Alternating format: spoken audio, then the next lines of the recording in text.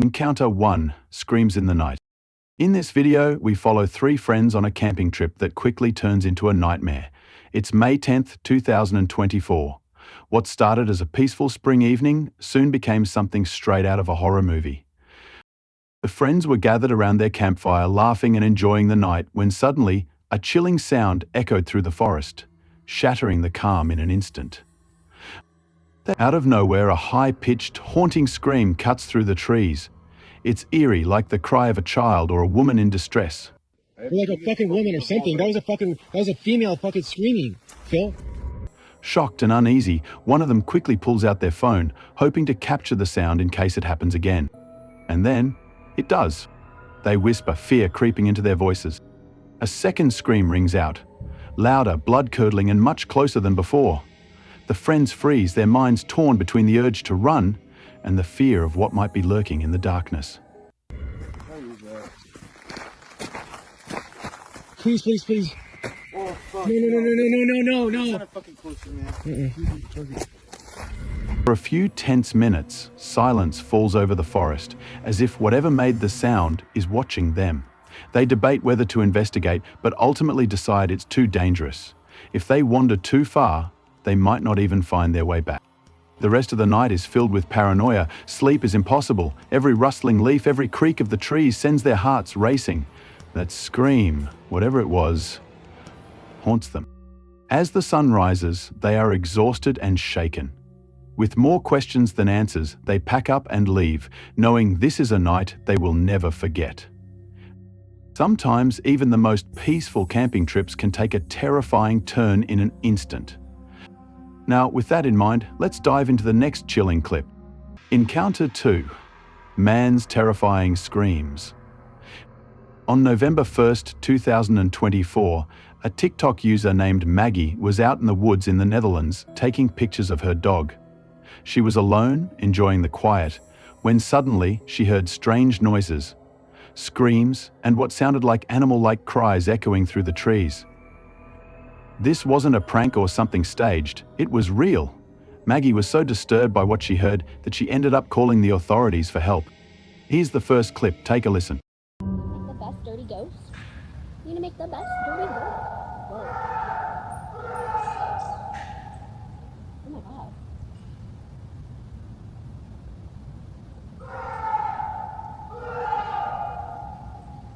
Is he okay? Are you okay? Maggie whispers, clearly shaken by what she's hearing. The eerie sounds continue, making it hard to tell if it's a person in distress or something else entirely. Is he okay?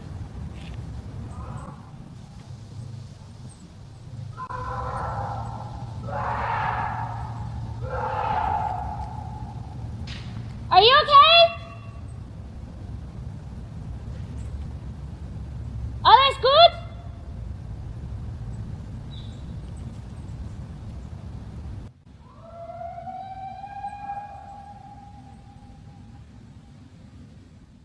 Later, in follow-up videos, Maggie explained that her dog was terrified during the whole ordeal. This only added to the mystery, leaving people to wonder, what exactly did she capture on camera?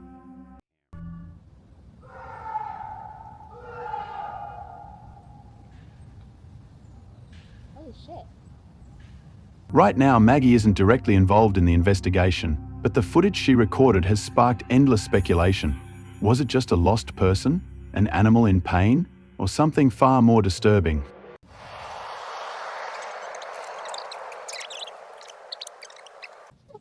As always, let me know what you think.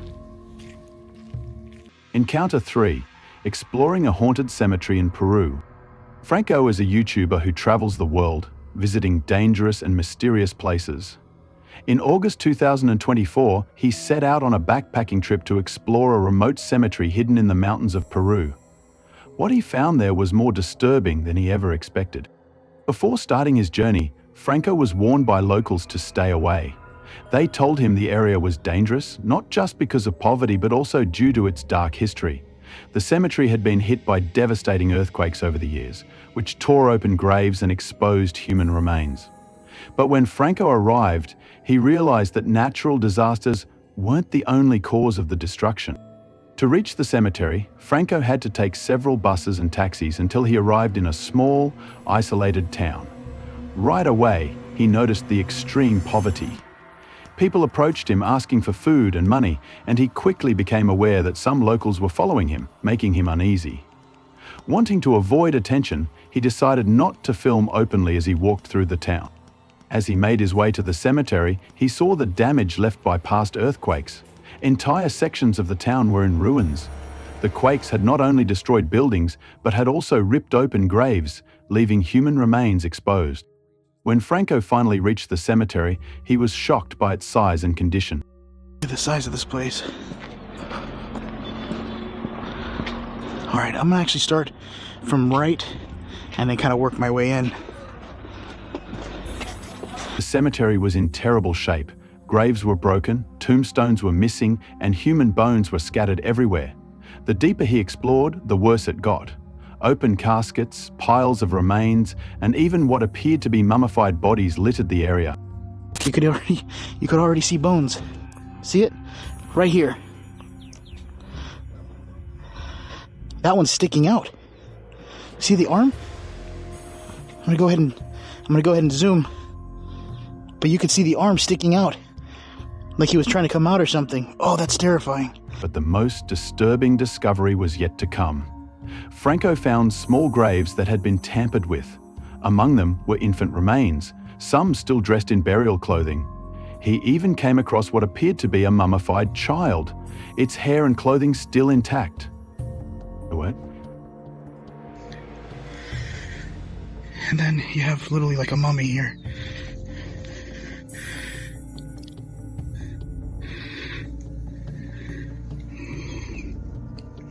Completely desecrated.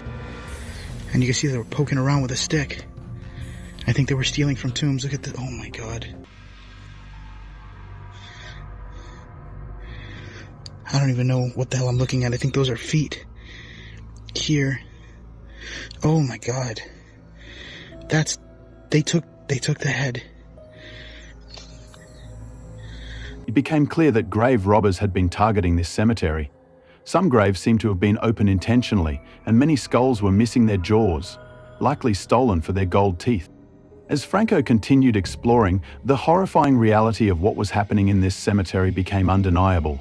Whether it was for theft or ritual purposes, these graves had been disturbed in ways that went beyond natural destruction. By the time he left, he was visibly shaken by what he had witnessed. This was more than just a historical site, it was a place of tragedy, desecration, and mystery. As Franco continues exploring the cemetery, he notices something even more disturbing: scattered jawbones lying across the site. This makes him realize that many graves were intentionally disturbed, likely for their gold teeth. The thought of people being so desperate or greedy that they would steal from the dead, even infants and holy figures, horrifies him. The deeper he goes, the worse it gets. He finds charred remains in small piles, suggesting that some bodies were burned. The mix of open graves, scattered bones, and burned sites creates an overwhelming feeling of chaos and disrespect. Then, Franco begins to see signs that something ritualistic may be happening here. He notices graves marked with symbols like X's and crosses. Near some sites, he finds traces of candle wax. While he understands that in some indigenous cultures, witchcraft isn't always seen as something evil, it can be a way to seek guidance, he can't shake the eerie feeling that these rituals might have a darker purpose. At some graves, he even finds strands of hair left behind, suggesting that human remains were used for ritualistic reasons. This discovery leaves him unsettled. Throughout his exploration, Franco stops several times to reflect on what he's seeing.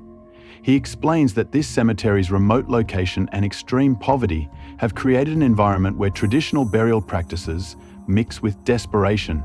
Many people here can't afford proper graves, and over time, the dead are forgotten and left unprotected. He acknowledges that some cultural practices might explain what he's seeing, but the sheer amount of destruction in this cemetery goes far beyond what he expected. It leaves him wondering about the true motives behind these acts. As he walks further, the cemetery starts to feel like a scene from a post-apocalyptic movie. The landscape is dry and lifeless, with barely any vegetation. The graves are crudely made, some built from cinder blocks or whatever materials were available, while others are completely exposed. The entire place feels abandoned, as if no one has cared for it in years. Franco realizes there's little he can do to change the situation. It seems that, in this area, the cemetery's condition is accepted as normal. He feels frustrated by the lack of respect and preservation for the dead, calling this one of the most disturbing experiences of his life. Despite how uneasy he feels, he knows that documenting this place is important. His footage not only raises awareness, but also gives people a glimpse into a reality they might never have imagined. As he finally leaves the cemetery, he feels relieved, but the haunting images of desecrated graves and scattered bones stay with him. Sometimes it's not the supernatural that turns a backpacking trip into a nightmare. Sometimes nature and human actions create horrors far worse. Encounter 4. Lost on Skinwalker Trail. On a cold Halloween night, Ethan Towers decided to take on a terrifying challenge, walking the infamous Skinwalker Trail from one end to the other. Almost immediately, he felt uneasy, as if something was watching him from the darkness of the forest. How freaking terrified I am right now.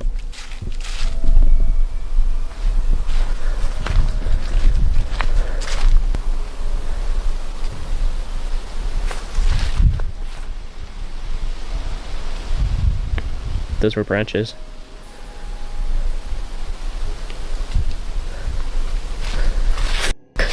Fuck me, dude. I'm really regretting everything right now.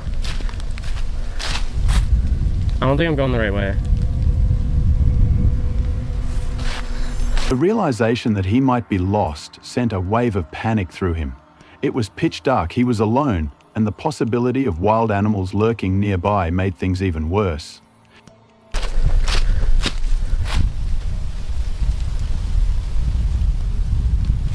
Okay, I'm definitely not going the right way. This way. I'm so terrified. It's night, I'm alone. There could be animals. I'm not gonna point the camera at my face very much. Water dripped from the trees around him. It had rained earlier, making everything feel even more eerie. Because the light blinds me, and I would like to see.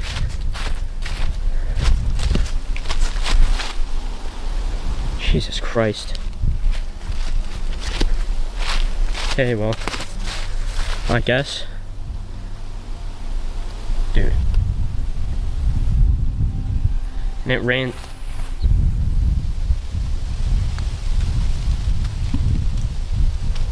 It rained today, so it's like dripping water as well. I guess that I gotta. Thought crossed his mind. Could there actually be a skinwalker out here? Every little noise made his heart race. A tree stood oddly in the path, making him question if it had always been there. Was this here last? Skinwalker!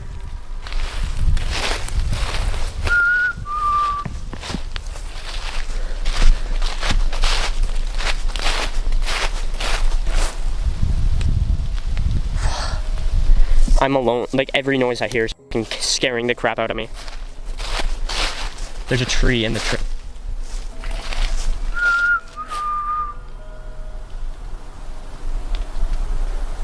Skinwalker. Trying to keep calm, Ethan reached for his EMF detector, a tool used to pick up on paranormal activity. He turned it on, hoping for a sign. I feel so sick. Okay, dude, why is there a fucking tree? I don't know if I'm going the right way. Was this here last time? Okay. I'm gonna hold the flashlight in my armpit. Take out the EMF.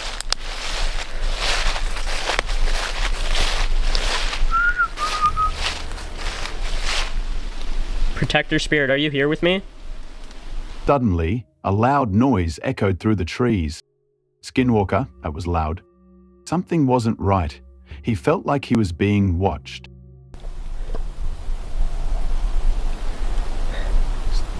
Is there any skinwalkers down here?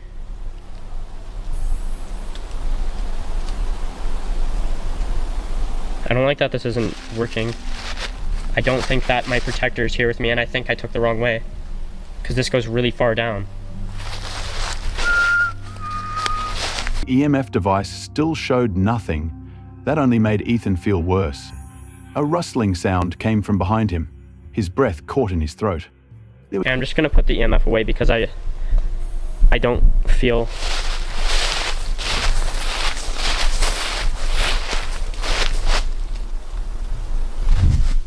There was just a noise behind me.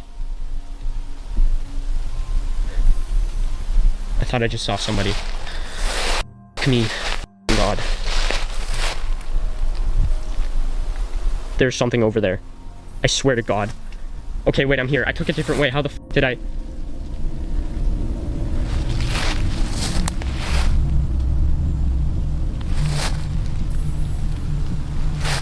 It was just a noise behind me. I swear I just saw somebody. Panic set in. He looked around frantically, his flashlight shaking in his hands. I heard something running. Okay, well, I made it down to the spot. I took a different way from last time. I don't know how.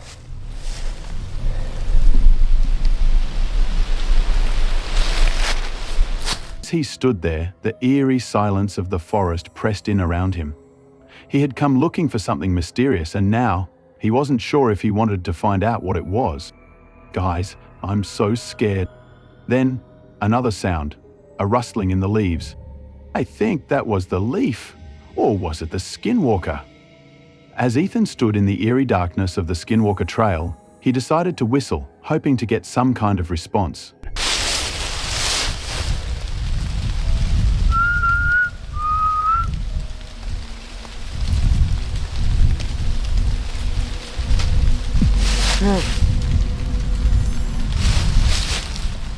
I don't... That's leaf.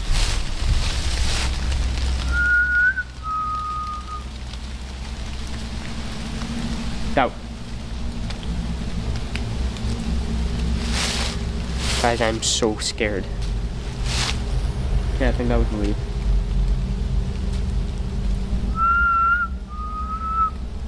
At first, there was nothing but silence. Then, a branch snapped behind him.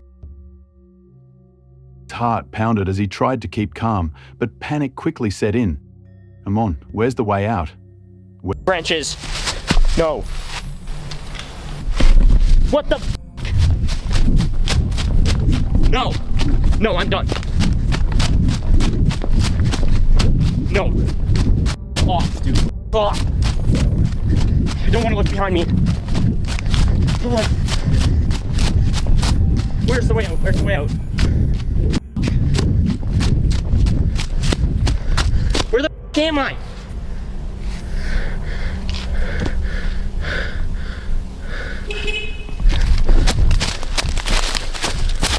He started walking faster, desperate to find the trail back. But then, No! something terrifying No, happened. I'm done. Ethan whistled again, and this time something whistled back. It was loud. No. Bad idea. Bad idea. What happened? I made it to the bottom, like a different way. I said you went down the other trail. I didn't. I thought that was the wrong way that I was going before, and I got to the bottom, and like immediately after whistling, I swear that I heard another whistle, like pretty loud, and then like the wind picked up, so like there was leaves falling, but then after there was like running almost, and then a massive bang. Too loud. And as soon as it happened, the wind suddenly picked up, sending leaves swirling around him. He tried to tell himself it was just the weather, but then he heard running footsteps. Right after that, a massive bang echoed through the trees, so close that it sounded like someone had taken a giant stick and smashed it against a tree, breaking it in half. So close to me, like if you take if you take a massive stick and smash it and it breaks. Yeah. And it was so close, and then I kept hearing noises after that, so I just ran. Yeah. And like if like I kept hearing stuff behind me, and then when I got like I didn't know where I was because I ran. No, I saw the light. I thought you were running up this trail, and then I saw you. Like, If you honked, I wouldn't have known where I was. If like, and then like when I got up, there was another like crack behind me. That was so scary. It didn't stop.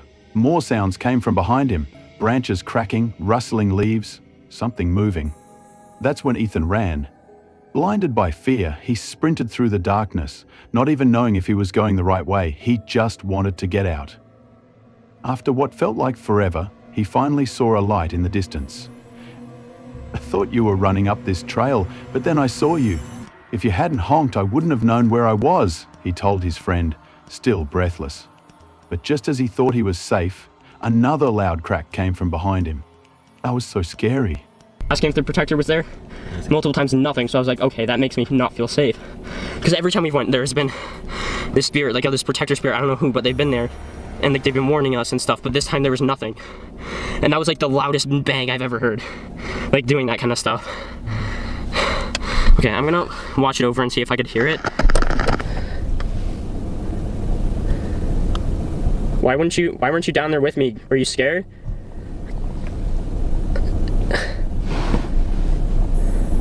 Could you not go down there with me? I'm watching the reflection. I'm trying to. Did it go off? Yeah, it's going up to orange. Can you stop that, please? Is something like setting it off? Like, Once could he you made it not back to go the down car, there with Ethan me? tried to make sense of what had just happened. He had used his spirit talker to communicate with whatever might be out there, but something was different Yeah, this it's time. going up to I kept orange. asking if the protector Can you was there, stop that, but please? nothing. Flashlight's right there, but Okay, it's going to red now. Maybe it's like saying like, yeah, that was a bad idea. Like you just put yourself in so much danger. Yeah, now it's going to red again. try turning it off and back on. More moments, they watched in silence as the EMF meter continued its erratic behavior. Then, just as suddenly as it had started, it went completely still. The only sound left was their own nervous breathing. Ethan and his friends exchanged looks. I think it's time to go. Without another word, they started the car and left the trail behind, bringing more questions than answers with them.